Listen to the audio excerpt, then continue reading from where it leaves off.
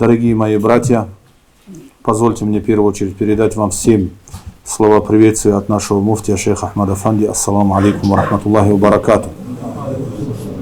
Также вас всех поздравляем с открытием новой медресе.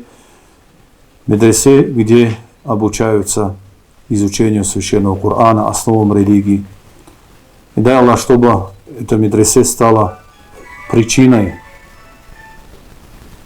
распространения благих нравов среди общества. Дай Аллах, чтобы эта медресе стала причиной повысить уровень знаний своей религии каждого выходца этого района.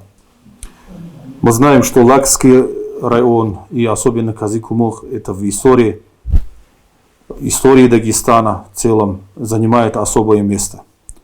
Потому что если спросить один из первых сел, которые, оставив язычество и приняли ислам, какое село, если назвать, в истории мы найдем, что это один из первых является Казикумух.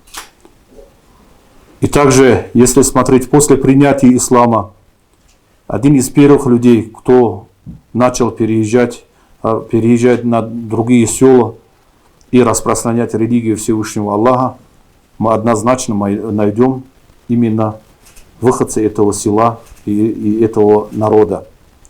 Сейфуллах Кади Куддиса Сирруху, какое место он занял для сохранения ислама в Дагестане.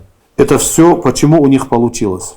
Получилось потому, что они были образованными, они были знающими, они были людьми, которые познают Всевышнего Аллаха, и всегда они стремились, и они учились в таких медресе или же учебных заведениях, и повышали свой уровень, и также были богобоязливыми перед Всевышним Аллахом. Это и стало причиной, чтобы Аллах Азза ва Джалля дал им такой ни'мат, такой баракат.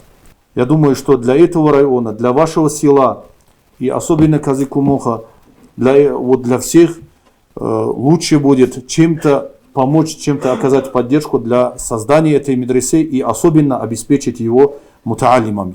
Алхамдулилlah, среди вас есть очень много мутаалимов. Этому доказательством является вчерашнее мероприятие, которое вы провели в духовном центре. Столько лакцев пришли, и прекрасное мероприятие было. Если даже каждый из нас будем заботиться, чтобы наши дети в дальнейшем стали алимами, чтобы они учились, чтобы они получали образование, чтобы они ходили сюда, в это медресе ходили, если мы будем стараться, конечно, у нас будет результат. Если это мы будем адресовать на другого человека, конечно, здесь и мутаалимы тоже не будут.